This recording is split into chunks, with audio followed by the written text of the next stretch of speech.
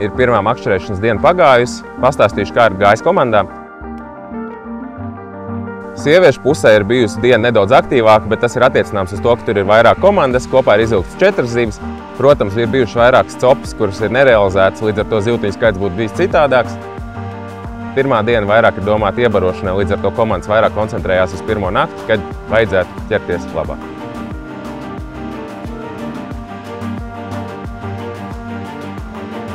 Pa nakti diezgan kluss bija, meitenes ļoti smagi strādāja.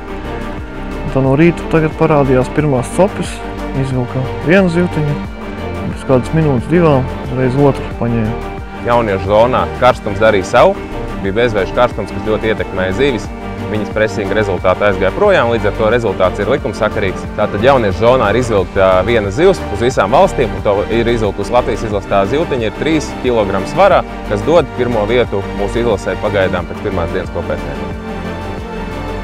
Tātad pēc noteikumiem līdz 8:00 treneri, palīgi asistenti, visi drīkst būt pie ezera un palīdzēt komandām, protams, verbāli nekā citādāk, bet pēc 8:00 vakarā līdz 8:00 rītā visiem palīgi personālam ir jādodās projām gan jauniešu, gan sieviešu zonās. Līdz ar to jaunieši paliek sektorā tikai 2 un visa nakts ir uz viņu pleciem. Tātad viņi ir līdz 8:00 vakarā sabarojuši sektoru un pēc 8:00 vakarā viņi gaida, kad nāks lielais zivju birums.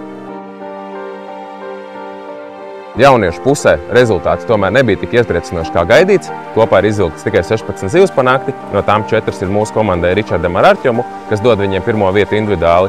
Bet komandu vērtējumā pirmā vieta pagaidām ir Francijai, otrā vieta Rumānijai un Latvija ieņem 3. vietu 5 komandu konkurencē. Turpretī sieviešu zonā, kas ir otrā ezera krastā, 2 sektori un 1 ir šajā krastā, rezultāti ir nedaudz iepriecinošāki. Kopā ir noķerts 33 zivis, pulka tiesu 13 zivis ir noķērusi Rumānijas komanda, kas ir izvirzījusies vadībā. And I am certain even that there's not a lot of fish in the sectors at this moment, that this afternoon and this wind we're gonna bring some action. Nu, jūs redzat, ir rīts, ļoti vējains, pūš visu pa gaisu, ko var aizpūst, un vakarā sola to lielo vētru. Tas nozīmē, ka līdz vētrai ir jāsaķer, ko var saķert, jo stipra vēja gadījumā un zibeņošanas gadījumā sacensības var pārtraukt vai vispār atcelt. Ja pēc pusnakts uznāk vētra un sacensības tiek pārtrauktas, rezultāti tiek fiksēti, un tādi, kādi viņi tajā brīdī būs, tādi arī viņi paliks kā gala rezultāti. Cerēsim, ka vētra nebūs. Difficult lake. We didn't expect at this, but we are trying to do our best and win this championship. Tātad zivtiņas ir sabarotas, viņas drīz sāks ķerties un vakar daļai jābūt ļoti aktīvai. Līdz 8:00 jūs varat atbraukt, paskatīties, jo tad noteikti ķersies. Tāpēc uzaicinām visus uz Baļotas ezeru. Rītdienas sacensības turpinās un noslēdzās sestdien.